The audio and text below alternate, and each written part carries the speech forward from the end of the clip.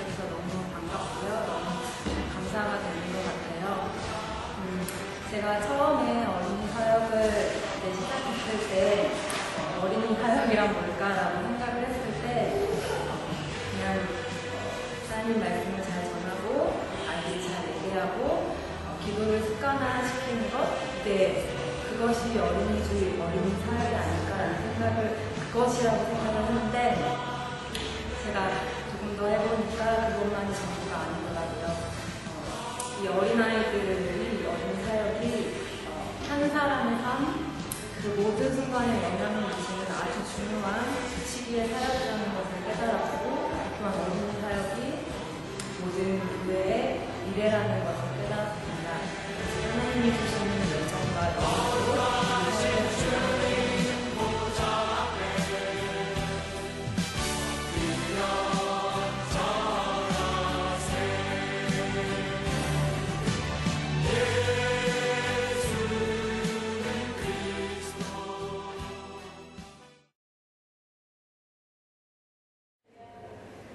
귀하고 복된 주의 날, 특별히 2019년도의 마지막 예배를 드리게 되었는데 오늘도 하나님 은혜가 충만한 귀한 예배가 될 수 있기를 주의 이름으로 축원합니다. 오늘은 2019년도 마지막 주일 예배예요. 돌아보면 참으로 많은 일들이 우리 가운데 있었다라는 생각을 하게 됩니다. 얼마나 많은 일들이 있었습니까? 그래서 다사다난했다라는 말이 피부로 와닿는 그런 시간이 이즈음이 아닌가 그런 생각을 해보게 되죠. 보람된 일들도 있었고 또 아쉬운 일들도 있었던 것 같아요. 어느 때는 돌이키고 싶지 않은 일들도 있었을 것이고 또 어느 때는 그때 그랬으면 좋았을 것이라고 아쉬움이 남는 그런 일들도 있었을 것 같다는 생각이 듭니다. 수많은 일들이 한 해를 지나오는 동안 우리 가운데 있었다는 생각이 듭니다. 제 인생에도 2019년은 정말로 잊혀지지 않는 한 해가 될 것 같다는 생각이 들 정도로 많은 일들이 있었다는 것을 돌아보게 되죠.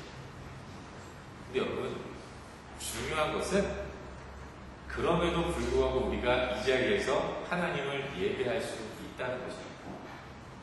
지난 시간들을 돌이켜보면 참 많은 위험과 기회들이 있었죠. 위험을 맞이할 때는 어쩔 줄 몰라 했고요. 기회를 맞이할 때는 어떻게 해야 될지 몰라가지고 어정쩡한 그런 스탠스를 가진 적도 많이 있었어요.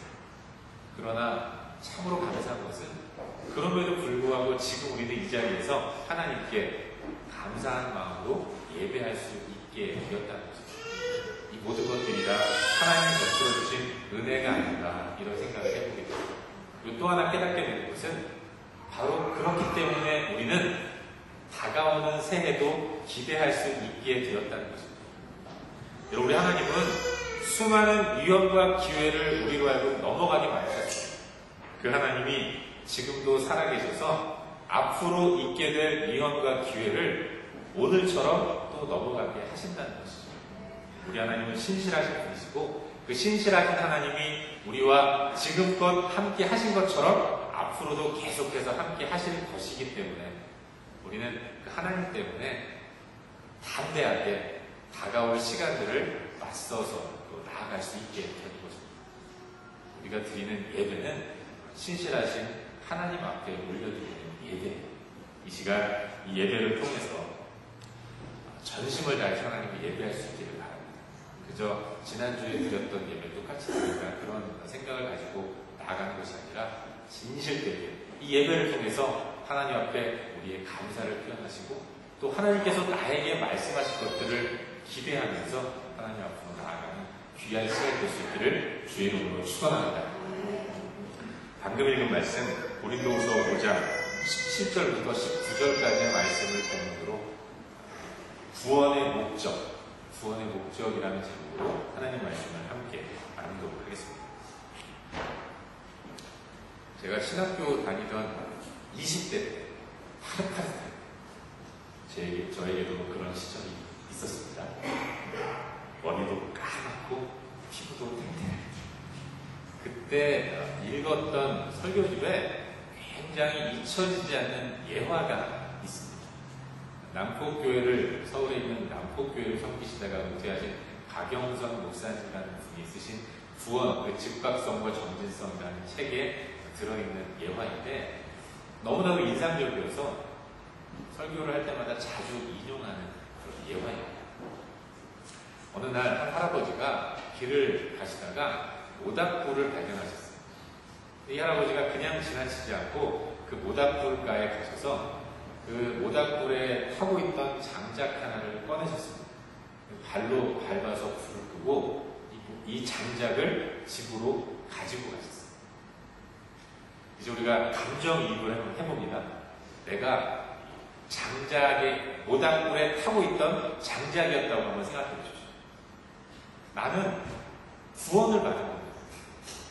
가만히 있으면, 시간이 지나면 다 타들어가서 시커먼 숯이 되어야 하는데, 그런데 그런 운명이겠거니 하면서 아무것도 할 수 없어서 그냥 타들어가는 나를 지켜보고 있었는데, 갑자기 이유를 알 수 없는 어떤 힘에 이끌려서 내가 불구덩이에서 빠져나오게 되고, 나는 불구덩이에서 건짐을 받은 구원을 받은 거예요. 그런데 할아버지가 이 장작을 가지고 집에 가셔서 그때부터 사포를 가지고 와가지고 이 나무를 계속 문지르는 거예요. 샌딩을 하는 거예요. 여러분, 사포로 피부를 문질러 보세요. 얼마나 아파요. 계속 문지르는 거예요. 나무 입장에서는 불구덩이에서 빠져나왔을 때 얼마나 기뻤겠습니까?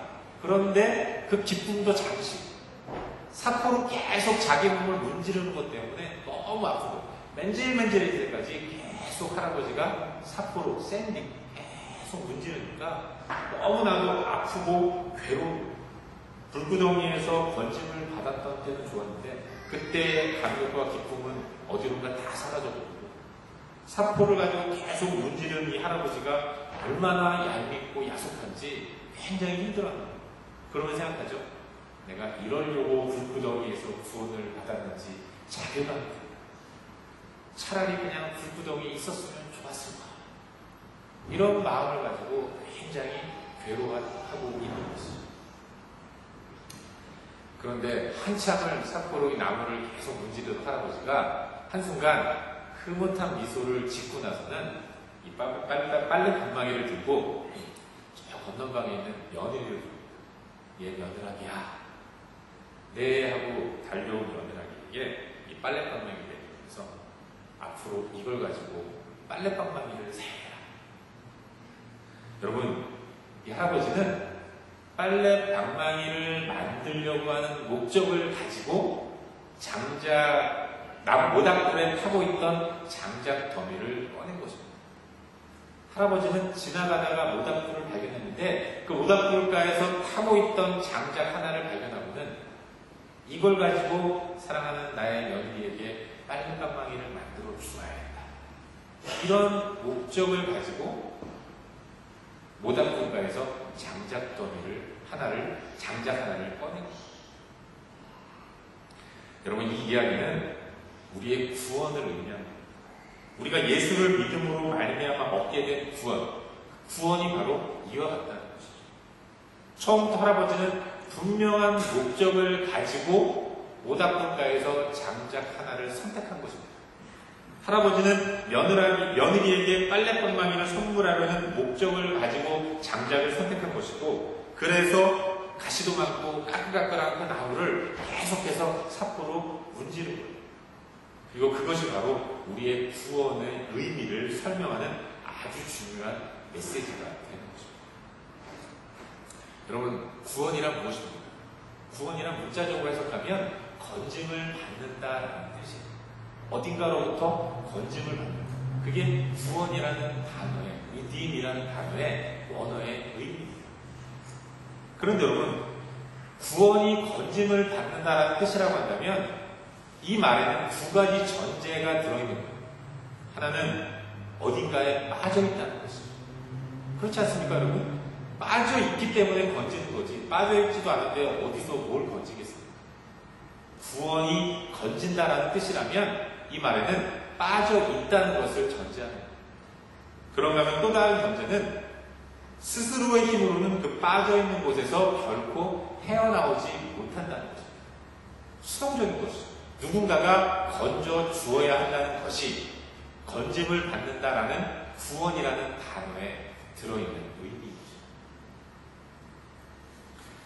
여러분, 우리가 구원을 받았다면 구원받기 전에 우리의 상태는 어딘가에 빠져 있었던 거예요. 어디에 빠져 있는가? 죄에 빠져 있었던 거죠. 우리는 죄라는 구렁텅이에 빠져 있는 죄인의 상태였던 거죠. 그리고 우리는 우리의 힘으로는 우리가 빠져있는 죄의 구렁텅이에서 결코 스스로의 힘으로는 빠져나올 수 없었던 거예요. 누군가가 건져 주어야 그 구렁텅이에서 빠져나올 수 있었던 거죠. 사랑하는 여러분, 주님이 우리를 구원해 주셨어요.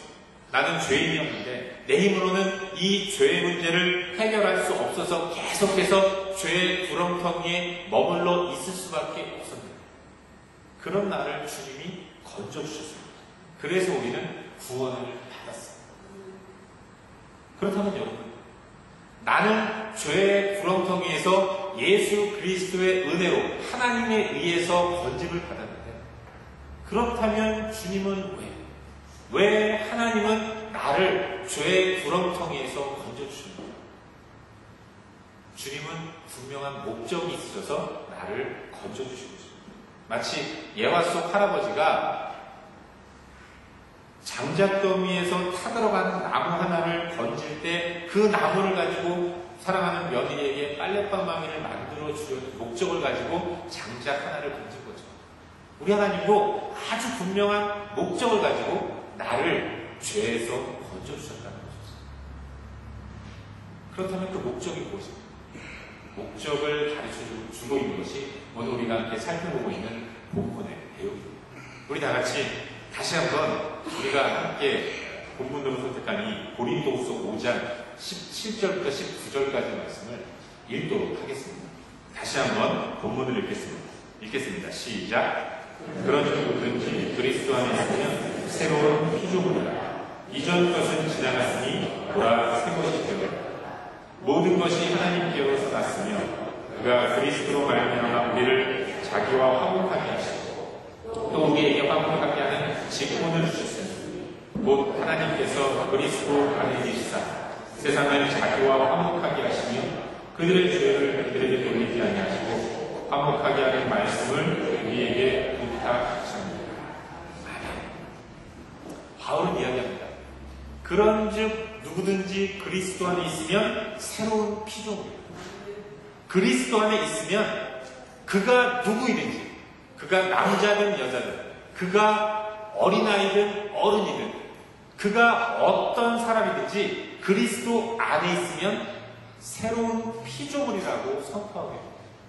그리스도 안에 있는 사람의 정체성, 그것은 새로운 피조물이라는 것입니다. 이전과는 다른, 이전과는 완벽하게 새로운 피조물로 우리 하나님이 나를 바꿔주셨다. 여러분, 새로운 피조물이란 무엇입니까? 그것은 하나님과 화목하게 된 존재다. 이전의 모든 피조물은 하나님과 화목하지 않은 관계에 있는 것입니다. 하나님과 원수되어 있는 거예요. 하나님과 원수로서 대척점에 있는 것입니다. 하나님을 거부하는 것이고 하나님을 밀어내는 것이고 하나님을 의지하느니 내 주먹을 믿고 살겠다. 내가 하나님이 되어서 하나님이 계셔야 할 그 자리에 내가 서 있어서 내가 내 인생의 하나님으로 살아가는 존재가 이전의 피조물인 것입니다. 내가 그런 존재였어요. 여러분이 그런 존재였습니다. 아직 구원받기 전에 나는 죄의 구렁텅이에서 내가 하나님인 줄 알고 내가 내 인생의 주권자로서 내 인생을 마음대로 살아가는 존재였습니다. 그런 나에게 예수 그리스도의 보혈의 피를 가지고 나를 구원해 주셨습니다. 건져 주셨고 그래서 새로운 피조물로 만들어 주십니다. 새로운 피조물이 된 나, 구원받은 나는 어떤 존재인가? 나는 하나님과 화목하게 된 존재인 것입니다. 나는 하나님과 원수됐던 관계가 끝나고 이제는 화목한 관계, 아버지와 아들, 아버지와 자녀의 관계, 이 따뜻하고 아름답고 복된 관계로 내가 변화된 것입니다. 여러분, 죄인된 우리는 결코 하나님과 함께할 수 없습니다. 우리 안에 있는 죄가 결코 하나님과 한 자리에 있지 못하게 합니다. 거룩한 하나님 앞에서, 그 존귀하신 하나님 앞에서는 죄를 가지고 있는 어떤 인간도 온전히 설 수가 없습니다. 마치 태양 앞에 서면 모든 것들이 다 죽는 것처럼 하나님의 그 위대함과 거룩함은 죄를 가지고 있는 어떤 인간도 감당할 수 없는 것입니다. 우리는 죄인이었고 그래서 하나님과 함께할 수 없었어요. 그런 우리를 예수께서 십자가에 못 박혀 죽으심으로 우리의 죄를 용서해 주셨습니다. 죄인이라면 응당 받아야 할 죽음을, 죄의 대가인 죽음을 내 대신 예수님이 대신 감당해 주셨고, 대신 감당하심으로 이제부터는 나는 죄가 없는 의인이라고 인정해 주시고 칭해 주신 것입니다. 그래서 이제 드디어 우리는 하나님과 화목하게 된 관계가 됩니다. 그런데 주님은 왜 우리를 하나님과 화목하게 만드셨는가? 18절, 화목하게 하는 직분을 주셨습니다. 주님이 우리를 하나님과 화목하게 만드셨는데, 우리로 하여금 하나님과 화목하게 만드신 이유, 그것은 하나님과 화목하게 된 우리가 이제 여전히 하나님과 원수된 관계에 있는 사람들, 여전히 하나님을 밀어내는 사람들, 여전히 하나님과 불편한 가운데서 여전히 자신의 인생의 주인으로 자기 자신을 올려놓고 살아가는 어리석은 사람들, 그들을 하나님과 화목하게 하는 직분을 맡기시려고 하나님은 먼저 우리를 화목하게 만드신 것입니다. 주님이 우리를 하나님과 화목하게 만드신 이유는 우리로 하여금 내가 하나님과 화목하게 된 것처럼 또 다른 사람들을 하나님과 화목하게 만드시기 위해서, 그래서 우리에게 이 귀한 하나님과 화목하게 되는 아름다운 모습을 허락해 주셨다고 성경은 말씀하고 있는 것입니다. 사랑하는 여러분, 결국 우리는 사명을 받은 사람들입니다. 예수 안에서 우리는 하나님의 놀라운 사랑에 의해서 구원을 받았고, 구원받은 모든 사람들은 다 새로운 사명 앞에 선 그런 존재들입니다. 우리가 그리스도 안에서 새로운 피조물이 되었다면, 피조물 된 우리에게는 하나님께서 맡기시는 분명한 사명과 직분이 있다는 것, 우리 그걸 기억해야 합니다. 나 구원받았다. 나는 이제 영원한 생명을 얻게 되었다. 예수 그리스도 안에서 새로운 피조물이다. 기뻐하면서 찬양하면서 즐거워하면서만 있는 것이 아니라, 나를 왜 하나님과 화목하게 만들어주고, 왜 이 연약한 나를 구원하셔서 하나님의 자녀로 만들어주고, 나에게 맡겨주신 사명이 있다는 것을 기억하는 가운데, 그 사명 앞에 우리는 온전한 자리로 나아가야 하는 것입니다. 사랑하는 여러분,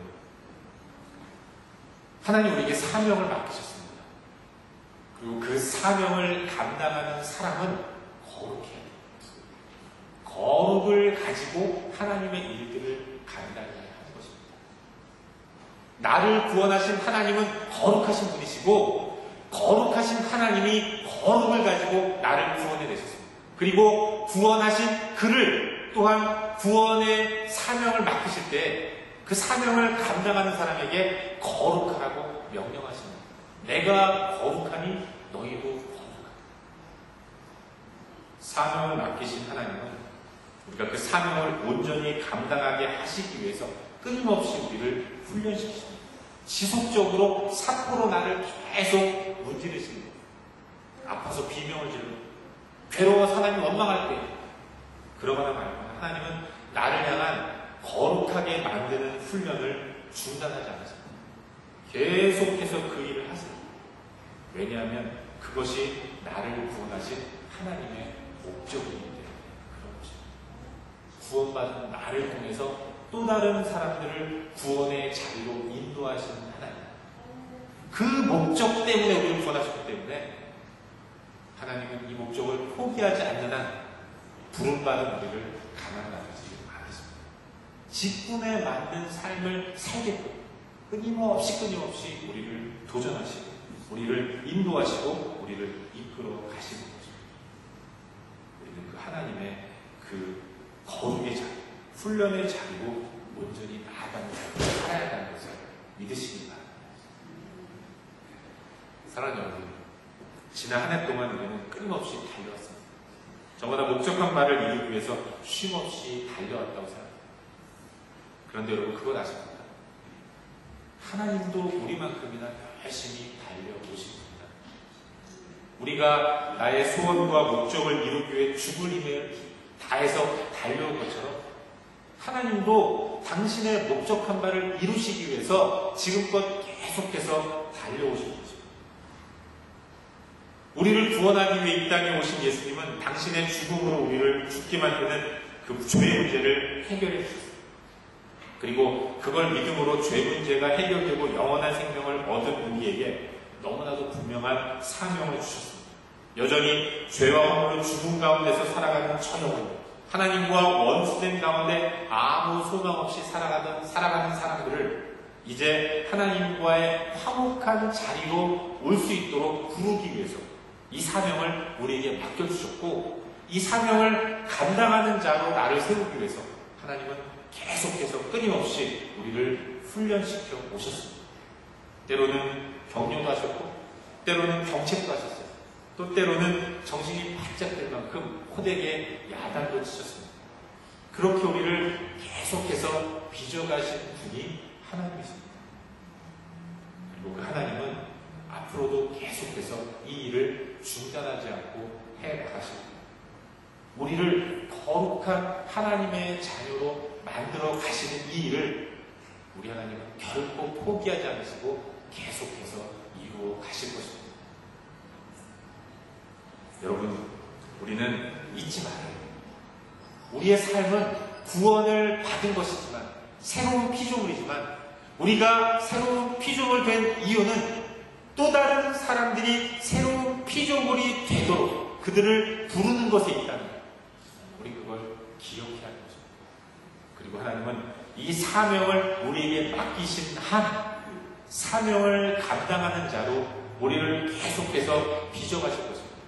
사포로 계속 우리의 모난 것들을 문지르셔서 부드럽게 만드시는 것처럼 우리를 계속해서 도전하시면서 우리를 때로는 귀찮게 하십니다. 힘들 것입니다. 괴로울 것입니다. 하지만 잊지 마십시오. 하나님의 역사의 끝은 우리의 풍성합니다. 우리 하나님은 모든 것을 합력하여 선을 이루시는 분이라는 것. 우리 그걸 기억해요.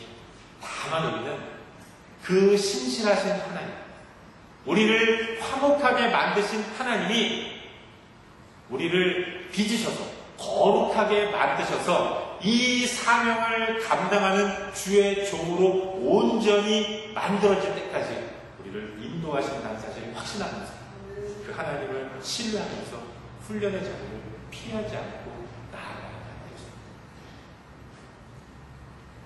지난 한 해 열심히 달려오신 여러분, 다가올 새해 또한 우리를 거룩하게 만드실 하나님을 이제는 기대하며 나아갈 수 있기를 주의 이름으로 축원합니다. 이 땅에 발을 딛고 살아가는 한 우리의 삶은 언제나 힘들지만 계속해서 위험과 기회가 반복될 것입니다. 때로는 정말로 힘들어서 숨을 쉬지 못할 만큼 어려울 때도 있을 것입니다. 그러나 우리가 힘들지라도 우리 하나님은 계속해서 우리와 함께 하십니다. 끊임없이 우리와 동행하시면서 광야의 길을 걷는 우리에게 계속해서 도전하시면서 그 길을 걷게 하십니다. 사명을 감당하도록 우리를 인도하시는 분이 하나님이세요. 그 하나님을 신뢰합시다. 그 하나님을 바라보기로 그 그 하나님을 세상 가운데 나타낼 수 있기를 우리가 하나님과 화목한 가운데 풍성함을 줍니다. 우리의 환경이 어떠하든 상황이 어떠하든지 나를 화목하게 만드신 하나님을 바라보면서 하나님 안에서 풍성한 삶을 살아갈 때 그것 자체가 이 사명, 하나님 안에서 예수를 믿어야 할 사람들을 부르는 하나의 콜링의 도구가 된다는 사실을 기억하는 것. 더 하나님을 신뢰하면서 더 하나님을 의지하면서 직분에 걸맞는 사람으로 만들어가실 하나님을 믿으면서 믿음의 길을 온전히 걸어가는 저와 여러분, 우리 모두의 삶이 될 수 있기를 주의 이름으로 축원합니다.